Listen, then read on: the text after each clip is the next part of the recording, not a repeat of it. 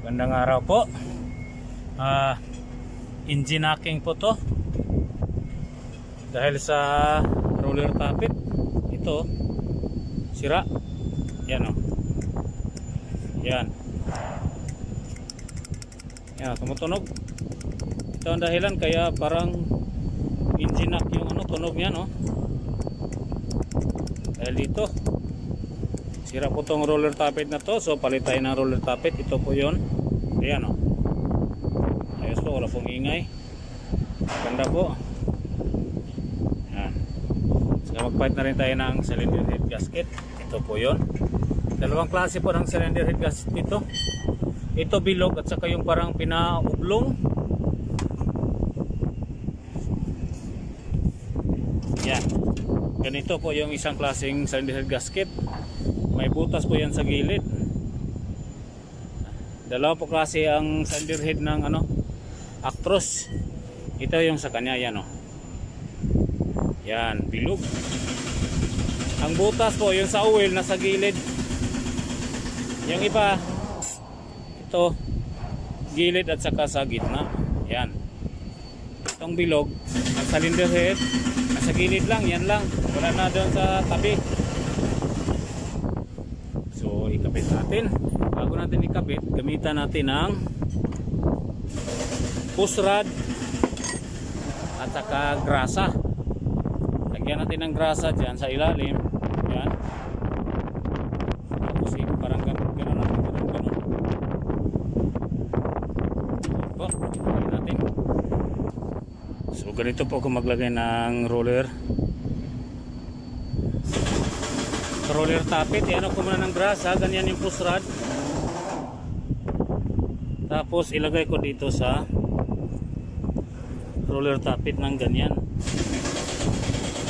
Yan. Yan po. Saka ko yan ilaglag dyan sa ilalim. Ito po to. Guide po yan, guide. Ito. Ito guide po yan, guide. May slot po yan doon sa pinakalalim. Madilim kasi hindi makita. Yan, lagay natin. Ganyan po yan. Kailangan magkatugma yan. Yan. Ganyan lang po kung maglagay ng roller tappet ng Mercedes-Benz. Ayun, pasok na po. Yan o. Pagkuha naman ito para hindi kakapit, kailangan alugin mo ng gusto. You shake it. Ayun. So, kabila naman. Isa na naman. Yan. Ganun pa rin ang proseso. Silagay dyan. Tapos ayun. Ganun. Sabit po. So yan po. Kailangan natin i-sintro yan dyan sa butas. Dandan ikot. Ayun. Pasok na po. Yan o. Tapos isik ulit. Alugin. Para matanggal. Yan. Po. Tapos natin ang sa basahan.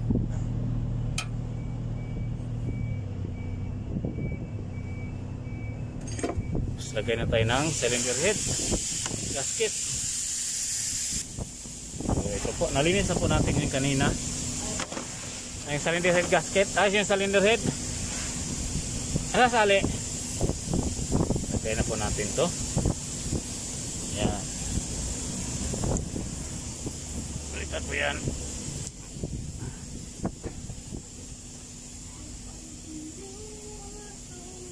Po. Yan. Yan na po yan. So, lagay natin yung cylinder head. Kailangan po iangat to para mailagay natin tong cylinder head na assembly. Angat po to konti ng gano'n.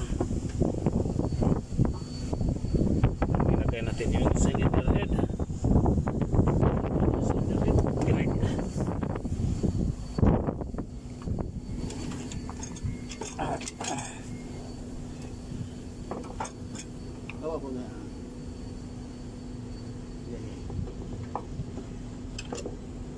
Ayan po. Ilagay na po. Kaya na po yan.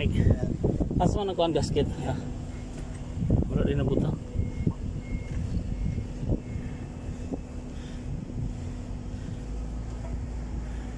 So yan po, lagyan na po yung cylinder head. So kailangan natin i-ano yung cylinder head bolt. Lagyan po natin itong mga cylinder head bolt. Ito po siya.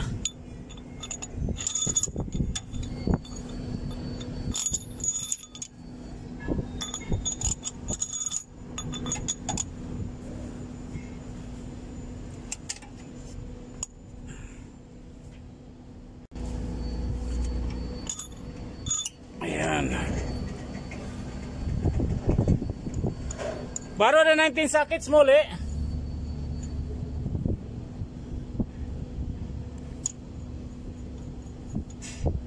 So higpitan muna natin to cylinder head bolt gamit tong pneumatic. Mamaya na natin to i-torque. Yan. Mamaya na natin to i-torque.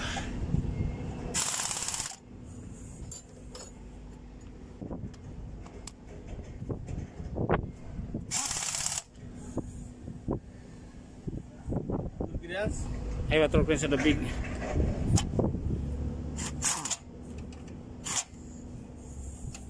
So, yan po.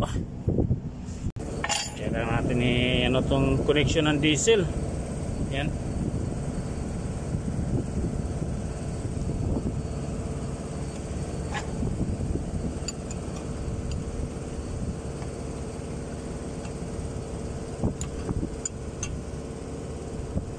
Ayun. So i-torque na natin to bago natin ilagay yung valve bridge at saka yung mga valve at saka push rod. I-torque muna natin tong cylinder head gasket sa cylinder head bolt, sorry. Torque muna natin tong cylinder head bolt. 4 ito, 1, 2, 3, 4. Yan po yung natin, torque wrench. Yes, 150 newton. 150 Nm Newton meter use. Ayan, i-set muna natin ng 150 Newton meter. Diyan tayo mag-umpisa. Po, mabuhay po tayong lahat. Sana ipagpalain po tayo ng buong may kapal. Ito po. Kailangan na i-torque wrench. Ayan, i-set po natin yan ng 150 Newton meter. Op, kalas. Saya. Yan po, 150 Newton meter po yan. Okay.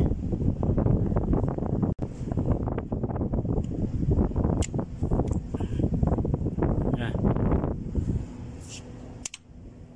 Up. Tani side.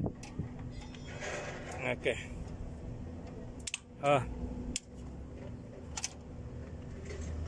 Okay. Up.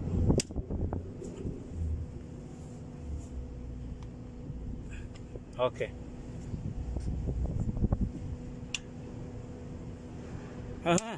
Okay. Set ada 200 Newton meter. May pitan po yun sa puwit.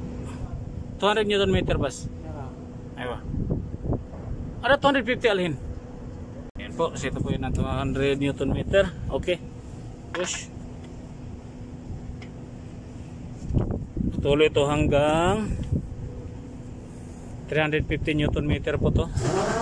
Yan po, last 350 Newton meter. Yan o. Okay. 350 Newton, more. Kelas.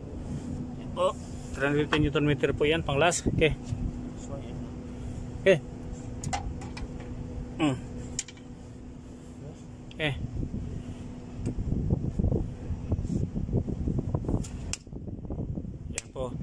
Yan po yung tunog niya kapag lampas na sa umabot na sa niya limit na ang ayong sukat. More power kasi more aywa. Okay, more. Okay, okay, more.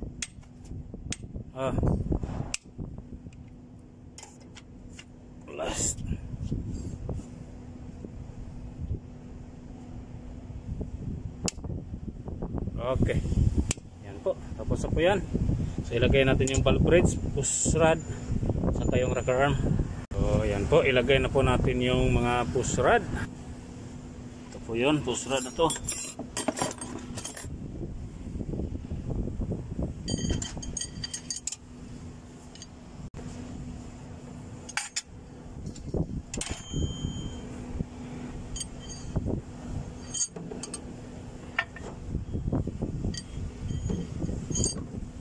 Saka yung valve bridge para mailagay na natin yung rocker arm.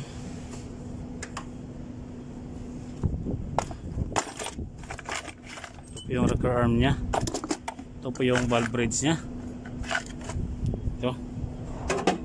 Yan. Yan. Ito po yung valve bridge nya. Ito po yun. Yan po yan. Yan. Ito po yun. Lagay po natin dyan. Saka natin lagay yung rocker arm. Masimple. Ito po yun. Ito po yung masimple ng rocker arm. So, give ada bolt, ada down.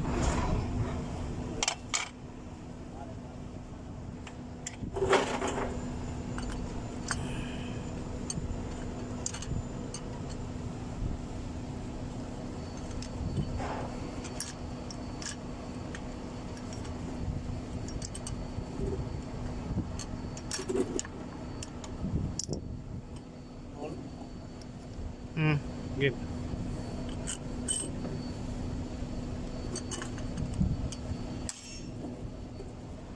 Yan po.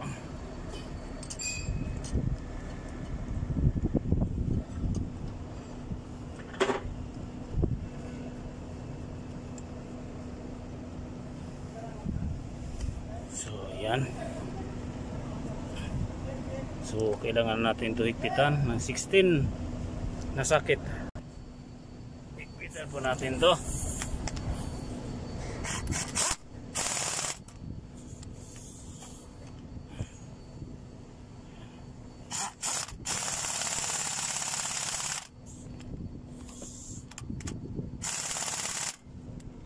Ayan po.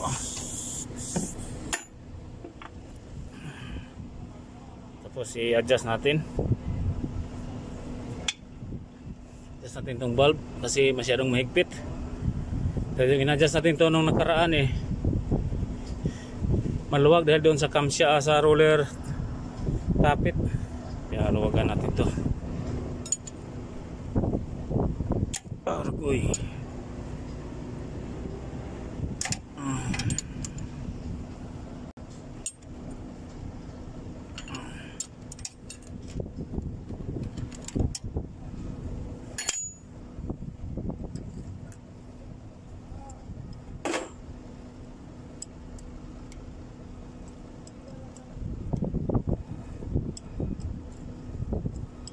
Masyadong mahigpit po.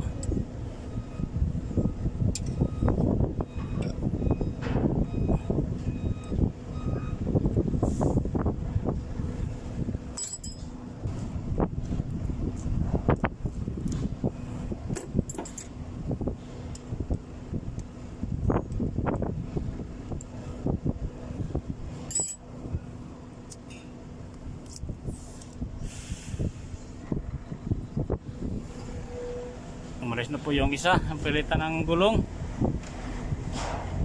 Ito na po natira.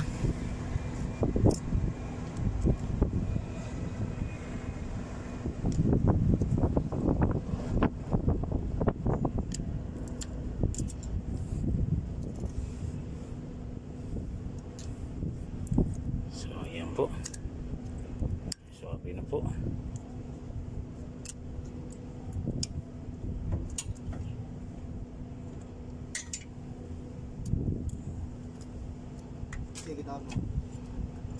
Ayan po.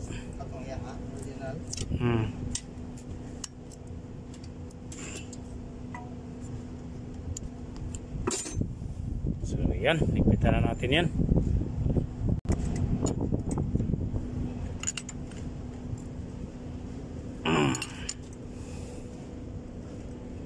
Ayan.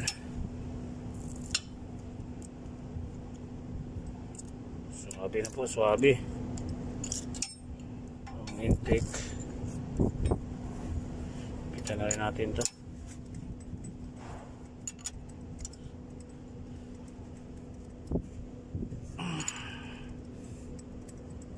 Ayun po. Ilagay mo natin itong sa compression release. Ito po yun, compression release po to dito. Pati itong exhaust. Lagay natin yan. Yan po, nilagay na po natin yung compression release at saka yung sa exhaust manifold. Lagay natin yung cover.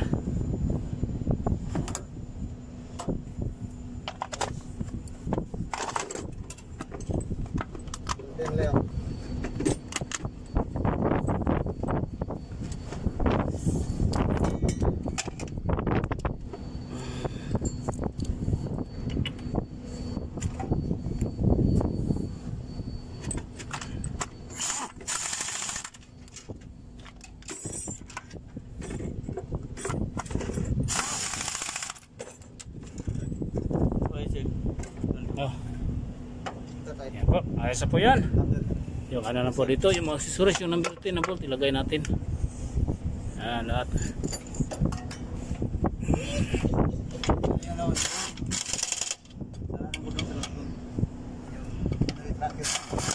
So yan po. Tapos na po yan, so kailangan lang i-pump doon para mag ano mamaya pag start. Tapos ibaba natin itong cabin para naman paglagay ng tubig. Po, binaba na po yan para malagyan ng tubig, saka natin mapastart.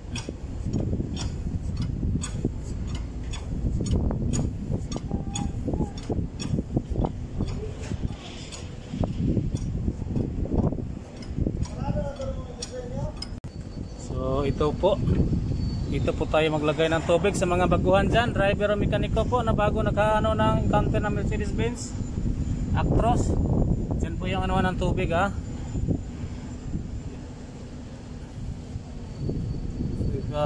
New driver, new mechanic, that one, don't forget that is for water, and this one for oil, also this one for water for wiper.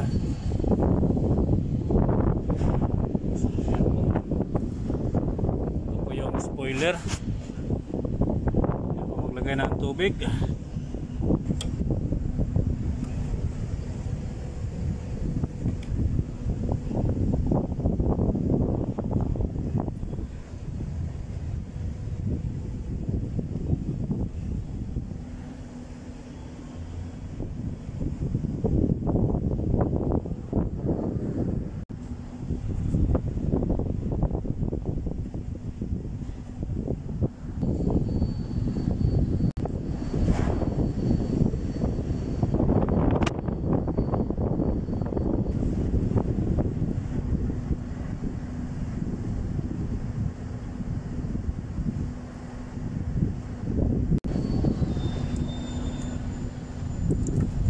Puno na po yan. Sa lunggo pa, buta na. So kailangan natin i-start. Pala kung pump dito do, i-start. Pag wala ng tunog niyan, saka nyo i-start yung buzzer na yan. O yan, pwede na yan i-start.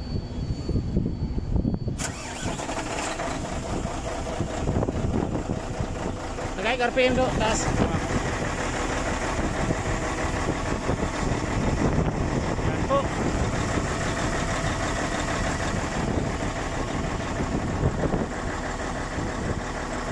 Tunog niya.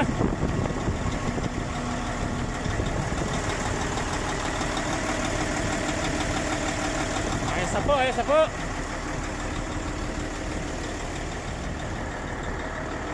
Dagdagan na natin ang tubig kasi kulang to. Kasi naka-start na.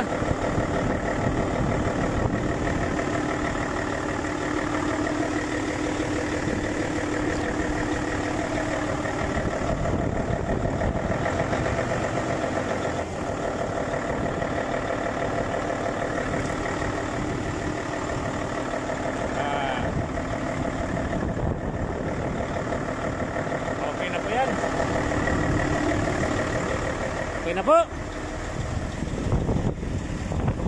ayos na po. Yan. Mabuhay po tayo lahat. Sana ibang pala natin ang buong may kapal. God bless us all. Mabuhay po. Ayos na po. Wala na po yung tunog na engine hacking.